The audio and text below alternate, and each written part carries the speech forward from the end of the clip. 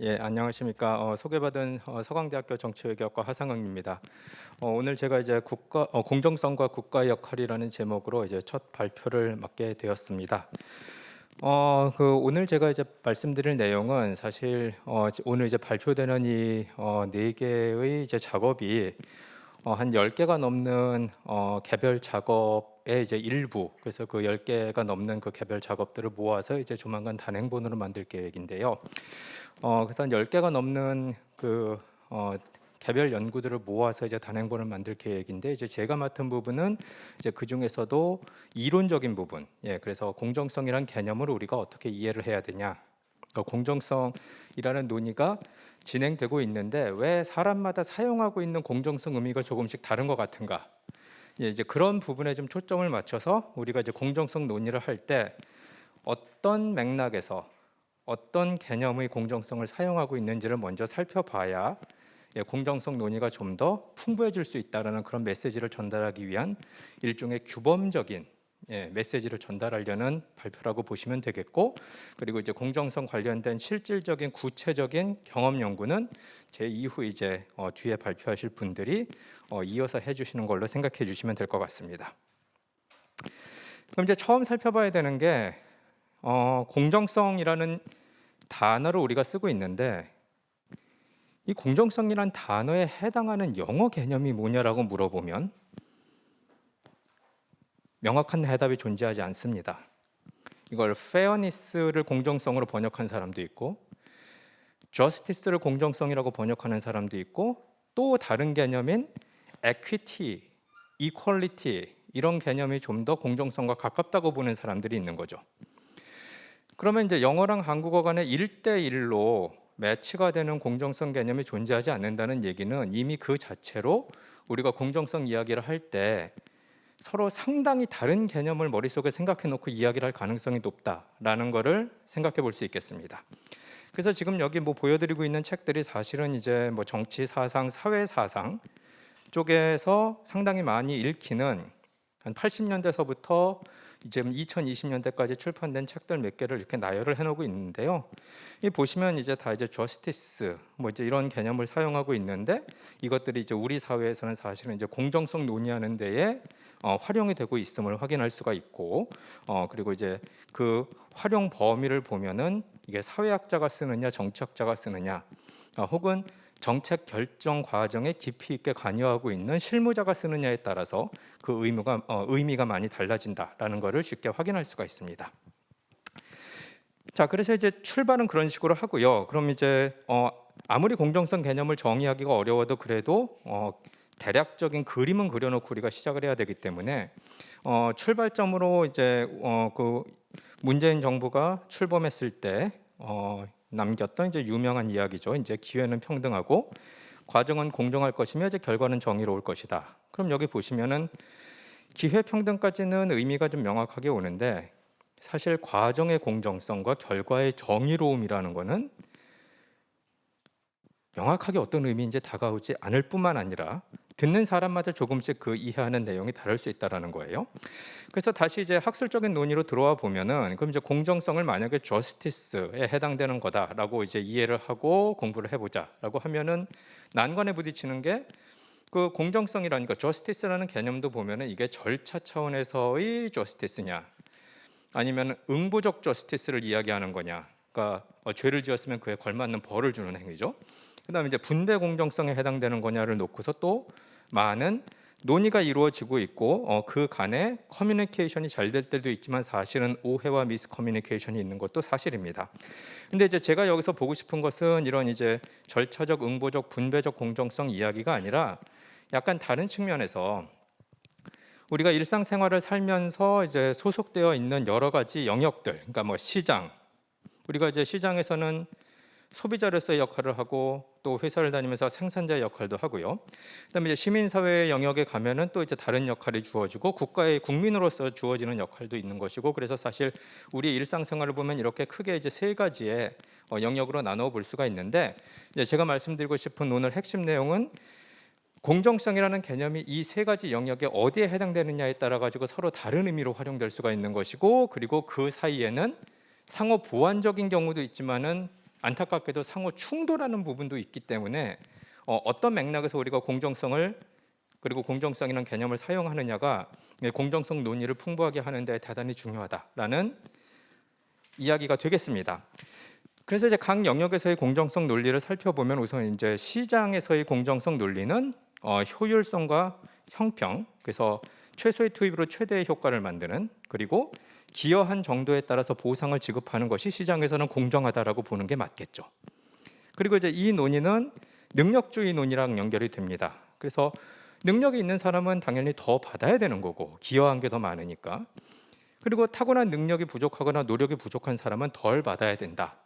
그렇기 때문에 능력주의의 논의는 기본적으로 너무 심해서는 안 되지만 그래도 어느 정도의 불평등은 자연스러운 현상이기 때문에 이렇게 불평등이 생기는 것을 생길 때마다 제3자, 대부분의 경우 이제 국가죠.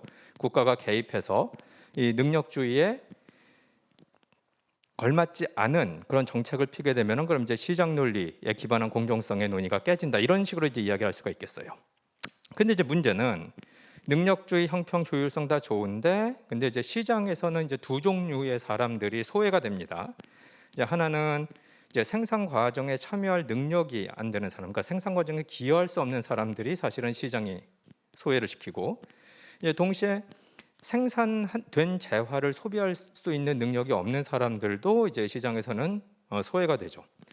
그럼 이제 이런 사람들은 시장에서 이제 별로 관심을 두지 않고 신경을 안 쓰는데 이제 이런 분들, 소외된 분들이 시장에서 소외된 분들이 국민의 일원이라면 이건 이제 국가가 당연히 이런 분들을 갖다 품어 안아야 된다라는 그런 이야기가 될 수가 있겠습니다. 그다음에 이제 시민사회에서의 공정성 논리는 이제 호혜성과 필요에 기반하고 있다고 보시면 될 것 같은데요. 그래서 그 역할 분담이 있고 한 공동체 내에서, 그리고 이제 구성원의 필요에 다른 구성원이 도움을 주는 걸 자연스럽게 생각하는 거고, 그래서 이제 시민사회 논리에서 사실은 이제 이타주의라는 개념이 자연스럽게 이제 형성이 되는 것을 우리가 확인할 수 있습니다. 그래서 뭐 이타주의는 좋게 보는 거고, 사실 이제 이런 시민사회 논리, 호혜성과 필요의 논리가 좀 부정적인 방향으로 나가면은 이제 우리가 부정적으로 사용하고 있는 용어인 뭐 연고주의 같은 것들이 이제 여기에 해당될 수가 있겠죠.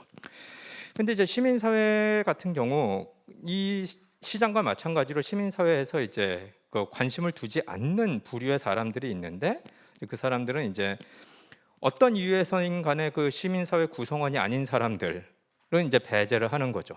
그러니까 예를 들어서 이제 종교단체를 하나의 시민사회라고 봤을 때, 그러면 이제 같은 종교를 공유하고 있는 사람들은 그 시민사회의 일원이지만 그 종교를 공유하고 있지 않은 사람들은 그 자체로 이제 그 시민사회의 구성원이 아니기 때문에 배제가 되는 것이 이제 자연스러운 현상이 됩니다. 시민사회 논리에 따르면. 그다음에 이제 사회의 공동체의 규범을 해친 사람은 파문을 시키죠. 쫓아내는 거죠. 이제 이런 경우도 이제 사실 이제 그 시민사회에서 더 이상 보듬어 안지 않는 이제 배제시키는 그런 분들이 될 텐데, 이제 말씀드리고 싶은 건 이런 분들도, 그러니까 시민사회에서 배제된 분들도 이들이 어떤 한 국가의 국민이라면 국가는 이들을 또 품어 안아야 될 필요가 있지 않겠냐라는 생각을 해볼 수가 있다는 거죠. 자, 그럼 이제 국가의 논리로 오면은 국가는 기본적으로 이제 공정성의 기본 원리가 평등이라고 보는 것이 맞을 것 같습니다. 그리고 그게 가장 잘 구현된, 우리는 사실 너무나 자연스럽게 생각하고 있지만 곰곰이 생각해 보면 자연스럽지 않을 수도 있는 1인 1표제를 생각해 보면 국가의 기본적인 공정성 논리가 평등에 입각하고 있다는 걸 쉽게 알 수가 있어요. 한 사람이, 한 유권자가 한 표를 행사할 수 있죠. 평등하죠. 그런데 가만히 생각해 보면 내가 저 사람에 비해서 세금을 더 내는데 왜 나도 한 표고 저 사람도 한 표냐? 이거는 시장 논리인 거죠. 그러니까 시장 논리에 기반해 보면은 내가 세금을 더 많이 내서 기여를 더 많이 하니까 내가 좀 더 많은 표를 행사해야 되고, 세금을 덜 내서 국가에 대한 기여가 덜한 사람은 상대적으로 투표수가 적어야 되는 거 아니냐라는 주장을 펼 수 있는데, 논리적으로 봤을 때, 시장 논리 기준으로 봤을 때는 그 논리에 사실 형식적인 하자는 없다고 볼 수도 있겠습니다. 뭐 이런 예들이 있어서 사실 그 어떤 논리를 적용하느냐에 따라 가지고 우리가 자연스럽게 생각하고 있는 국가의 제도들도 좀 비판적으로 검토할 수 있는 가능성이 있는데요. 근데 이제 이 부분에서 생각해 봐야 되는 건 뭐냐 하면은, 이제 국가가 아까 말씀드린 대로 시장에서 소외된 국민들과 시민사회에서 배제된 국민들을 품어 안아야 되는데 이제 국가가 그 두 개의 역할을 제대로 수행하지 못하면 시장에서 소외된 사람들을 제대로 국가가 관리를 못하면은 그러면 이제 제도적인 차별이 되는 거죠. 그리고 시민사회에서 배제된 사람들을 국가가 제대로 관리를 못 해주면은 그러면 시민사회의 배제가 곧 국가 차원의 차별이 되기 때문에 제가 이제 드리고 싶은 말씀은 국가 차원에서 존재하고 있는 차별 그리고 그게 이제 제도 차원에서 고착된 차별은 보통 이제 시장의 소외, 시민사회의 배제가 방치된 상황에서 이루어진다라고 볼 수가 있겠습니다. 그리고 이것이 이제 평등 논리가 사실 다 아시다시피 너무 극단적으로 가면, 그러니까 시장 논리와 시민사회 논리를 전부 무시하고 이제 국가의 공정성 논리인 평등 이 개념에 기반해서 모든 국가의 정책이 만들어지면 우리가 역사에서도 가끔 봤던 이제 전체주의로 나가는 거기 때문에 이 부분도 사실은 좀 조심해야 될 부분이 되겠습니다. 그래서 제도화된 차별이 무엇이냐 이제 요거에 대해서는 이제 좀 그 뉘앙스 있는 해석이 가능한데 요건 시간상 넘어가고요. 좀 공정성 인식의 충돌 부분에 대해서 좀 생각을 해보겠습니다. 자, 그럼 이제 지금까지 간략하게 살펴본 바가 시장 시민사회 국가 차원에서 이제 공정성이라는 개념이 기반하고 있는 원리들, 원칙들이 다르다라는 걸 이제 확인을 했어요. 근데 이제 시장이랑 국가랑 시민사회는 서로 이제 경쟁을 하는 영역이기 때문에 이제 시장 논리가 국가 영역에 침입할 수도 있는 것이고 이제 시민사회 논리가 국가 영역에 침입할 수도 있고 이제 반대도 가능합니다. 근데 한 두 가지 정도의 시나리오를 생각해 보시면은 시장 논리가 국가로 침입하는 경우 제가 이해하는 바로는 이것이 또 이제 해석과 또 이제 그 개념 정의가 분분한 신자유주의가 시장 논리가 국가에 침입한 뭐라고 보시면 될 것 같아요. 그러니까 사실은 시장 논리가 적용돼서는 안 되는 영역이고 시장 논리가 적용되지 않는 것이 바람직할 거라고 생각된 영역에 이제 시장 논리가 침범을 하는 것이 신자유주의죠. 뭐 여러 가지 예로 국회에서 국회의원들이 좋은 법 하나 잘 만들면 되지 국회에서 국회의원들이 법안을 몇 개를 상정했는지를 놓고서 국회의원의 질을 평가한다. 이게 대표적인 신자유주의 논리죠. 시장 논리가 국가 영역으로 침입을 한 거죠. 그러니까 법안을 많이 상정을 한다고 해서 그 국회의원의 질이 더 좋으리라는 보장은 절대 존재하지 않는데 그 기준으로 해서 국회의원을 평가한다. 마찬가지로 대학에서도 교원을 평가하는데 논문의 숫자에 기반해 갖고 평가를 하겠다. 논문의 생산성에 기반해서 평가를 하겠다. 이것도 사실은 시장 논리가 굳이 들어오지 않아도 되는 영역인 대학에 신자유주의적으로 이제 시장 논리가 들어온 거라고 볼 수가 있겠죠. 그래서 이제 시장 논리는 기본적으로 이제 아까 말씀드린 대로 능력주의인데 이제 능력주의가 이제 극대화되게 되면 이제 국가 영역에서 이제 민주주의 원칙이 훼손될 가능성이 대단히 높습니다. 그러니까 좋은 예로 국회의원들이 너무 수준이 낮기 때문에 국회의원이 되려는 후보들에게 이제 시험을 보게 하자 이런 논의들이 가끔씩 나오는데 그러면 시험을 보라는 건 이건 사실은 관료 뽑는 제도죠. 그러니까 이제 그 능력이 있는 사람만 국민을 대표하게 해주겠다라는 건데 근데 이제 능력이 있는 사람만이 과연 국민을 대표할 수 있느냐? 그리고 사실 국민 전체를 놓고 봤을 때 평균적으로 능력이 있는 사람만 국회로 가야 국민들의 의견이 제대로 잘 반영될 것이냐 이거는 사실은 그렇지 않다라고 이야기할 가능성이 높기 때문에 능력주의에 기반해서 전국을 운영해야 된다, 국가를 운영해야 된다라고 그러면 사실 민주주의의 기본 원리랑 크게 상충하는 부분이 있을 수가 있습니다. 이제 반대로 시민사회 논리가 국가를 침입하는 경우는 이제 공화주의 원칙이 훼손이 되는 건데 이제 공화주의라는 거는 뭐 쉽게 얘기해서 국가 권력이 세습되면 안 된다라는 거거든요. 그러니까 국가 권력이 핏줄을 통해 세습되는 것도 안 되고, 국가 권력이 어떤 한 동아리 단체에 의해서 세습되는 것도 안 된다. 기본적으로 국가 권력은 공적인 것이지 사적인 것이 아니다라는 게 공화주의 원칙인데, 근데 이제 시민사회 논리가 국가에 침입해서 어떤 특정 국가의 시민사회가 계속 우대받고 그들이 상대적으로 다른 집단에 비해서 권력을 잡기가 더 쉬운 상황으로 국정 운영이 이루어진다면 그럼 이제 공화주의 원리가 훼손이 되는 거고 이제 그 맥락에서 사실은 우리가 뭐 미국 같은 나라에서 보는 포퓰리즘 백인이 좀 더 이제 국가 권력에 가까이 가야 되는 것이고 인종 소수자들은 상대적으로 그런 국가 권력을 향유할 권리가 없다라는 식의 주장 그런 것이 사실은 시민사회 논리가 국가에 침입한 예라고 볼 수가 있겠습니다. 그래서 이제 실예를 몇 개, 두 가지 정도 들어드리려고 하는데요. 이게 제가 말씀드린 대로 이제 한국 사회 공정성의 논의를 이야기를 하는 거지만 이제 저희 뒤에 발표하신 분들은 다 이제 한국 사회에 초점을 맞추고 계시고 이제 저는 이제 이론적인 틀을 짜는 데 도움을 드리려고 글을 쓴 거기 때문에 요 예도 좀 한국 예가 아니라 미국 예를 좀 찾아서 사용을 해봤습니다. 이제 첫 번째 예는 뭐냐면은 이제 대학 입학 관련돼서 이제 미국에서 이제 논쟁이 되었던 이제 소수자 우대 정책, 이제 affirmative action인데요. 이게 이제 1970년대 상당히 유명했던 이제 연방 대법원 판례인데 보시면 이제 베키라는 분이 계세요. 여기 이제 얘가 78년 예입니다. 이제 캘리포니아 대학이랑 이제 베키라는 분이 이제 연방 대법원에서 이제 그 사건에 이제 연루가 됐는데 베키라는 분은 백인인데 보니까 이제 캘리포니아 대학 의대를 입학하려고 했는데 캘리포니아 대학 의대에서 입학 정원의 일부를 소수자에게 띄워주고 그러고 나서 이제 입학 사정을 했다라는 걸 알고 이게 이제 차별적인 행위다라고 해서 소송을 건 거죠.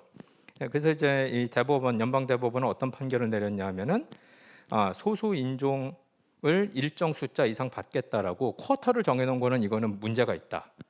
이건 공정하지 않다. 그래서 이제 이 78년 판결에서 소수 인종 쿼터를 만들어서 입학 사정을 하는 대학들은 하면 안 된다라는 식의 이제 판결을 내렸습니다.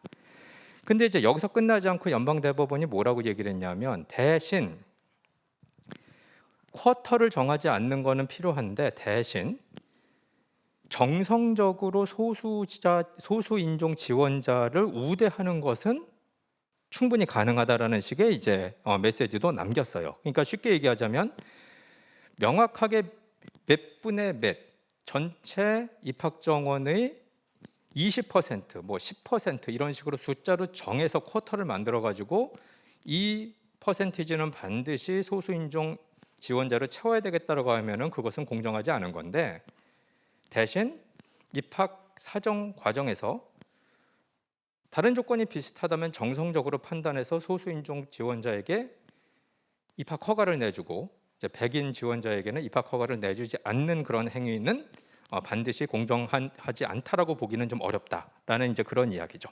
그래서 이제 그 이후 2000년대 판결을 보면은 비슷한 케이스인데 그라스 v 볼린저 같은 케이스 미시간 대학 케이스인데 이때 이제 소수 인종 지원자에게 가산점을 미리 주고서 입학 사정하는 것은 이제 구체적으로 숫자가 정해져 있는 상황이기 때문에 이것은 안 되고 근데 그루더 v 볼린저에서는 이제 총괄적인 정성 평가를 통해 가지고 소수 지원자에게 소수 지원자를 우대했던 이런 경우는 이제 대학에서 충분히 할 수 있는 공정한 행위다라고 판결을 내려서 2003년에 있었던 이 두 개의 판결을 보면은 78년에 내렸던 판결과 기본적으로 이제 동일한 그래서 쿼터를 정하면 안 되지만은 정성적인 평가를 통해서 소수 인종 지원자들에게 우대 하는 행위는 얼마든지 가능하다라는 그런 이제 논의가 나옵니다. 그래서 뭐 이 연방대법원 판결에 대해서 찬성하시는 분도 있고 이제 반대하시는 분들도 있고 그럼 이제 그들의 논리를 살펴보면은 이해하고 있는 즉 교육 정책이라는 특정 분야의 이제 시장, 시민사회, 국가의 논리, 특히 이제 시장과 이제 국가의 공정성 논리 중에서 어느 논리를 적용을 해야 되느냐 이제 이거에 따라서 이 연방대법원 판결을 이해하는 내용이 좀 다르다라고 이제 볼 수 있겠고요. 그래서 이제 이 연장선상에서 지금 최근 문제가 되고 있는 것이 그 아시안 아메리칸들이 이제 하버드 대학에서 입학 차별을 받고 있다라는 그런 이제 소송을 건 게 있는데 뭐 이것도 이제 비슷한 맥락에서 살펴볼 수 있는데 이제 하버드 대학에서는 우리가 총괄적 정성 평가를 해서 학생들을 뽑기 때문에 그 아시안 아메리칸들이 주장하는 바는 근거가 없다라고 이제 주장을 한 반면 이제 아시안계 이제 이민자들은 우리가 SAT 성적도 월등히 높고 모든 데에서 다 높은데 체계적으로 하버드 대학에서 아시안계 이민자들을 입학 허가를 덜 주고 있다라는 그런 주장을 펴서 이제 연방 법원으로 갔는데 현재 이제 연방 지방 법원에서 하버드 대학 손을 들어주고 있고 지금 항소를 하겠다 이러고 있습니다. 그리고 이제 시민사회 대 이제 국가 논리가 충돌하는 것은 이제 미국에 의해서 이제 종교와 이제 그 국가 간의 충돌을 보시면 되는데 이게 이제 미국에서 2015년에 동성 간 결혼이 합법화됐음에도 불구하고 여기 계시는 이 콜로라도 계시는 이제 그 케이크 만드시는 케이크집 주인이 나는 종교적인 이유 때문에 동성 간 결혼을 하려는 커플에게 케이크를 못 만들어 주겠다. 이래서 이제 소송에 걸렸는데 이때 이제 연방대법원은 케이크 만드시는 요 제빵사의 손을 들어줬습니다. 종교의 자유가 중요하다. 그것이 비록 동성 간 커플에 대한 차별처럼 보일지라도 이 경우에는 종교의 자유가 좀 더 보장이 되는 것이 맞다라는 그런 이제 판결을 내렸고 그 역시 이제 큰 논란거리가 됩니다. 그리고 이제 2020년 그 코로나19가 확산되는 과정에서 이제 방역을 이유로 한 이제 종교단체 집합 제한 명령을 둘러싼 판결들도 있는데 뭐 이제 이렇게 2020년 한복판에 이제 브루클린에서 그 오르소독스 주들이 이렇게 모여가지고 결혼식을 올린 다음에 이제 코로나가 확 퍼지고 동시에 이제 우리의 교회는 계속 열어야 된다라고 주장을 하고 이제는 이런 맥락에서 이제 연방 대법원은 여러 판결을 내렸는데 이제 그 중에 일부는 이 종교 집단에 손을 들어주는 판결도 있었다라는 이야기가 있습니다. 자, 그래서 정리를 하자면 그러니까 시장 영역에서의 소외, 그다음에 지민사회 영역에서의 배제, 그리고 그것이 정치 영역으로 넘어와서 국가 영역에서의 차별로 고착화되는 걸 넘어서 우리가 이제 어떤 공정성을 추구를 해야 되냐. 그럼 이제 그 추구를 하는 내용들은 이제 구체적인 내용들은 사실 이제 경험적인 연구가 필요한 부분이고 제가 이제 이 개념들을 정리를 하면서 말씀드릴 수 있는 내용들은 대략 요 정도가 될 것 같아요. 우선 이제 모든 사람들을 만족시켜 줄 수 있는 공정성 개념을 찾겠다라는 것은 아예 포기해야 됩니다. 그러니까 우리가 아직까지 뭐 못 찾은 보물이 어딘가에 있어가지고 그 보물을 찾으면은 모든 사람들이 만족할 수 있는 공정성 개념이 있을 것이다라고 생각하시는 것은 아예 곤란한 문제고 사람들이 생각하는 공정성 인식은 다르다라는 거를 이제 전제 조건으로 출발을 해야 되고 그래서 그 맥락에서 이제 공정성 논리를 시장 관점에서 보냐, 시민사회 관점에서 보냐, 국가 관점에서 보느냐에 따라서 다르기 때문에 이제 공정성 관련된 토의를 할 때는 이제 요 내용을 항상 염두에 두고 토의에 임하셔야 되지 않겠냐라는 생각을 해봅니다. 그래서 국가의 역할을 그래서 이 상황에서 얘기를 해보자면 그러니까 간단하게 하나만 말씀드리면 이제 시장에서 생기는 소외, 시민사회에서 생기는 배제가 이제 국가 차원의 제도로 고착화되는 것을 막는 일, 요거는 최소한 국가가 해야 되는 일이고 이제 요 최소주의에 이제 바탕으로 해서 국가가 어느 정도까지 좀 더 좀 적극적인 역할을 할 수 있는지는 이제 차근차근 고려해봐야 될 것 같고요. 네, 그런 맥락에서 이제 다양성, 상황과 맥락이 중요하다라는 것은 같은 공정성 개념이라고 해도 상황과 맥락에 따라서 많은 사람들이 공정하다라고 느낄 수 있는 반면 또 이제 다른 상황과 맥락에서는 그러한 이제 공정성 개념은 사실은 불공정을 더 조장한다라고 생각할 수도 있다라는 것을 좀 고려를 해서 상대주의라고 보일 수도 있겠지만 사실 개념 자체가 너무나도 어렵고 공유된 개념 정의가 존재하지 않는 상황이기 때문에 좀 복잡하고 어렵고 힘들고 답답하더라도 이제 이런 그 개념 이런 상황을 잘 이제 받아들이면서 공정성 논의를 해야 우리가 좀 더 이제 생산적이고 그다음에 그 풍부한 공정성 논의를 할 수 있지 않을까 그렇게 생각을 해봅니다. 예, 이상으로 발표를 마치겠습니다. 고맙습니다.